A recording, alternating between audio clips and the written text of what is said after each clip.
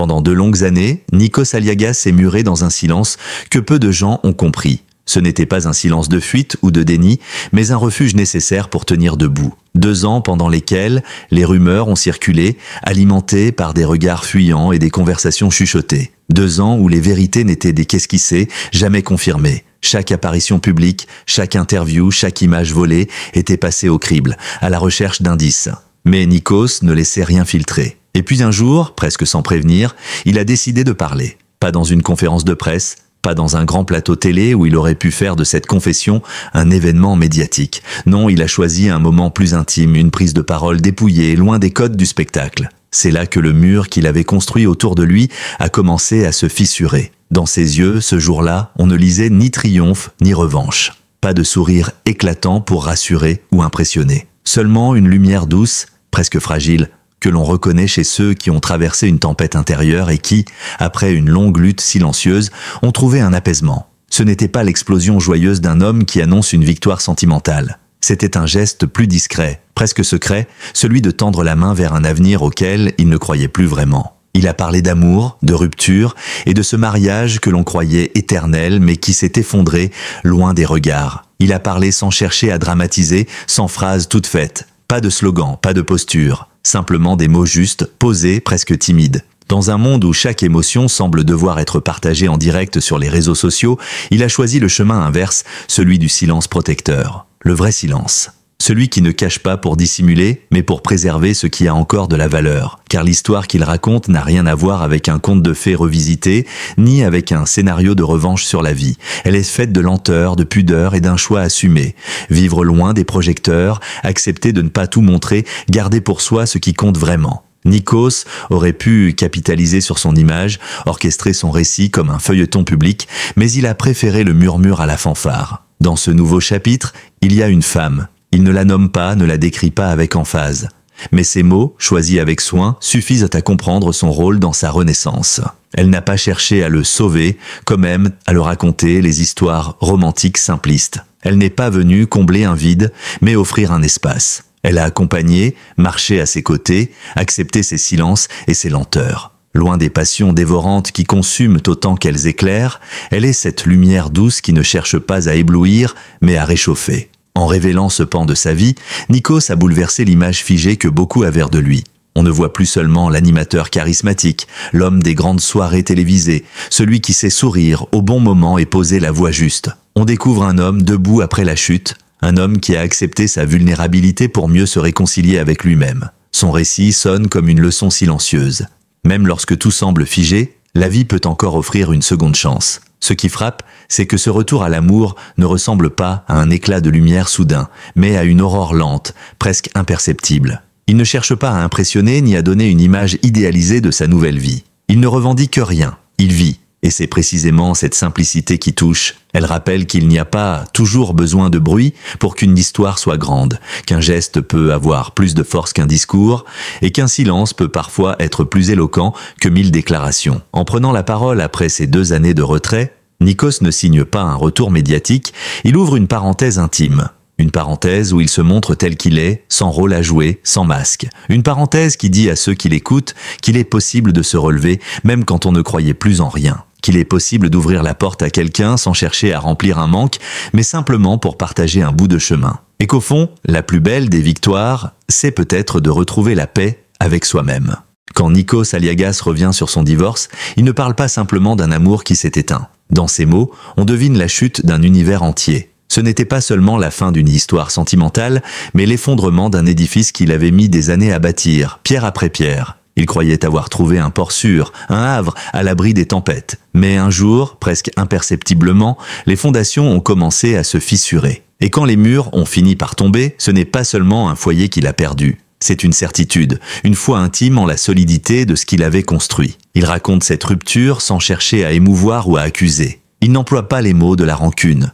Il choisit ceux de la lucidité. Sa douleur n'est pas théâtrale. Elle est dense, silencieuse, faite de ces blessures qui ne saignent pas en public mais qui coulent à l'intérieur jour après jour. Ce vide, il ne s'est pas imposé d'un coup. Il s'est insinué dans le quotidien, dans les gestes banals, dans les silences partagés qui n'avaient plus la même chaleur. C'est dans ces détails que la perte s'est installée. La solitude qui a suivi n'a pas été celle des visages anonymes croisés dans la rue. Elle a pris la forme d'une absence constante, d'un manque que rien ne comblait. Une chaise vide à table, le rire de ses enfants devenu plus rare, plus court.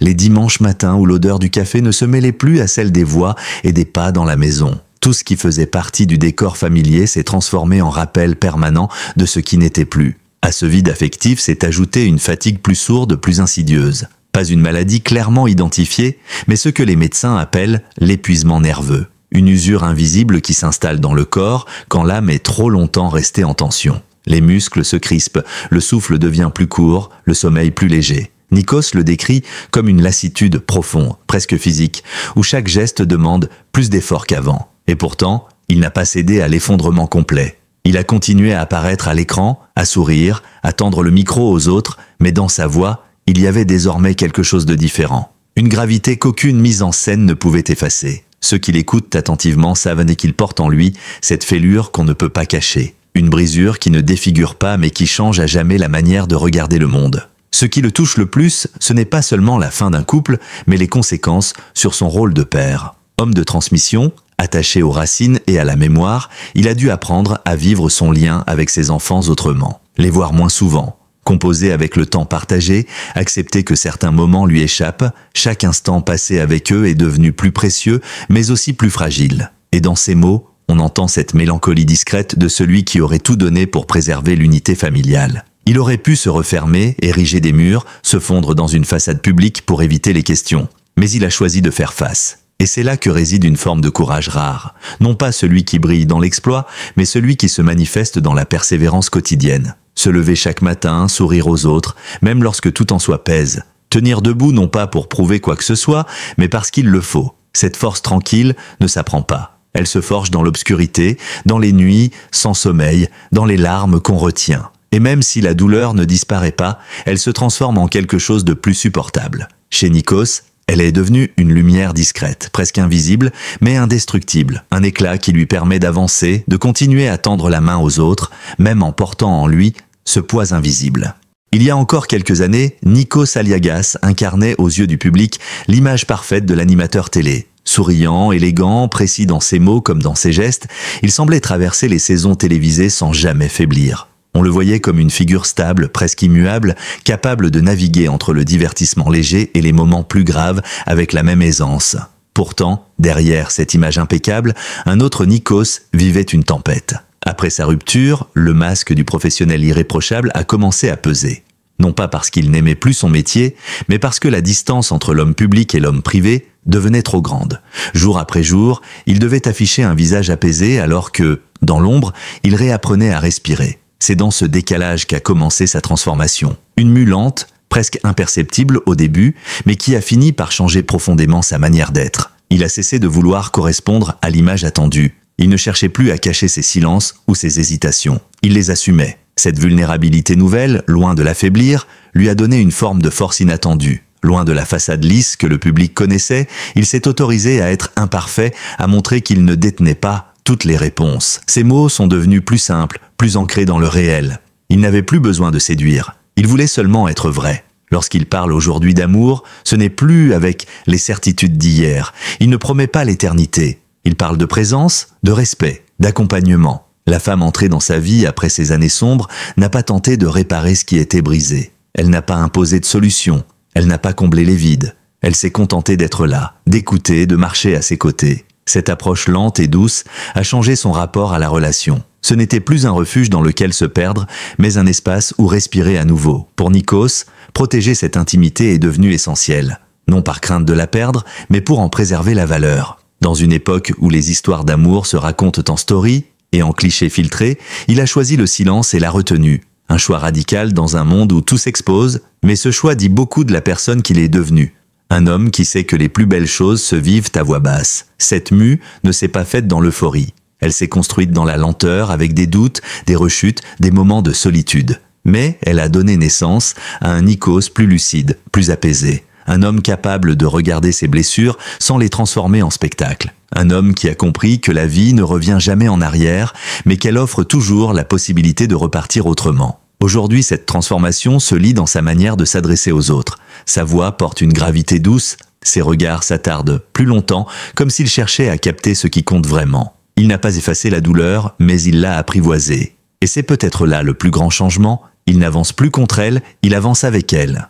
Être une figure médiatique, c'est souvent porter un masque. Pour Nikos Aliagas, ce masque n'avait rien de mensonger. Il était le résultat d'années de pratique, d'un sens inné du rythme et de l'écoute. C'était le visage rassurant des grandes soirées, celui qui savait doser l'émotion et le spectacle. Mais depuis sa rupture, ce rôle, qu'il maîtrisait à la perfection, ne suffisait plus. Derrière les projecteurs, il y avait un homme fatigué, moins sûr de ses pas, habité par une gravité nouvelle. Sur les plateaux, il a continué à assurer, à sourire, à tendre le micro. Mais ceux qui le regardaient attentivement ont vite perçu une nuance. Sa voix, toujours posée, semblait porter un poids invisible. Chaque mot paraissait plus réfléchi, comme si, derrière la phrase préparée, il y avait une expérience vécue qui lui donnait une résonance particulière. L'animateur était toujours là, mais l'homme derrière lui avait changé. Ce changement s'est aussi traduit dans sa relation avec le public. Lui qui, autrefois, répondait avec aisance à toutes les sollicitations, a commencé à choisir plus soigneusement ce qu'il partageait. Les réseaux sociaux, autrefois utilisés comme un prolongement naturel de son métier,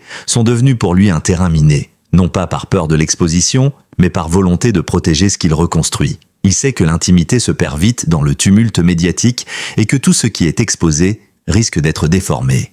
Ce filtrage volontaire ne l'a pas éloigné de ses téléspectateurs. Au contraire, il a renforcé le lien. Ce qu'il donne aujourd'hui est plus rare, mais aussi plus précieux. Quand il se livre, même brièvement, on sent que ce n'est pas pour remplir un espace ou répondre à une obligation. C'est parce qu'il en ressent la nécessité. Ce choix de sincérité séduit, car il entre en résonance avec une vérité universelle. Tout le monde traverse des épreuves, mais peu ose de les montrer sans les travestir. Dans ses interviews, il n'hésite plus à marquer des silences, à laisser une émotion affleurer. Il n'a plus peur qu'un tremblement dans la voix soit interprété comme une faiblesse. Au contraire, il en fait un signe de sa propre humanité. C'est cette authenticité qui touche, car elle donne à chacun l'impression qu'il parle non pas en star protégé, mais en frère d'épreuve. La notoriété, il la regarde désormais avec un œil plus critique. Il en connaît les avantages, mais aussi les pièges. Il sait que la lumière des projecteurs peut réchauffer comme brûler, et il a choisi de ne plus s'y exposer sans discernement. Ce recul ne signifie pas qu'il se retire de la scène,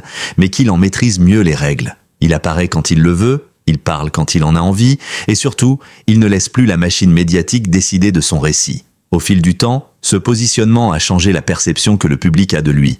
On ne voit plus seulement l'homme des grandes audiences, mais un être humain qui avance malgré les blessures, qui a appris à dire non pour se préserver. Et cette image, loin de ternir sa popularité, la renforce. Car les téléspectateurs savent désormais que derrière le sourire, il y a une histoire, un vécu, une sincérité qui ne s'achète pas. Aujourd'hui, Nikos Aliagas n'est plus seulement le présentateur charismatique que l'on connaît depuis des années. Il est devenu un homme transformé par ce qu'il a traversé, plus nuancé, plus conscient de ce qui compte réellement. Son parcours récent n'a rien d'un conte de fées, mais il porte la marque de ces histoires vraies qui bouleversent par leur sincérité. Il ne parle pas beaucoup de ses enfants, n'est par pudeur, mais il suffit de l'entendre prononcer leur prénom pour comprendre qu'ils sont au cœur de sa reconstruction. Ils sont son moteur, son ancre, ce qui le ramène toujours à l'essentiel. Même si la séparation a modifié les contours de leur quotidien, le lien reste intact, nourri par chaque instant partagé. Pour eux, il veut montrer qu'il est possible de tomber sans se résigner, d'aimer encore malgré les blessures, de rester debout, même lorsque la vie a tout bousculé. L'héritage de cette épreuve n'est pas fait de titres accrocheurs ni de moments spectaculaires. Il se cache dans les détails. Une patience nouvelle, une capacité à écouter sans interrompre, un regard qui s'attarde un peu plus longtemps sur les visages.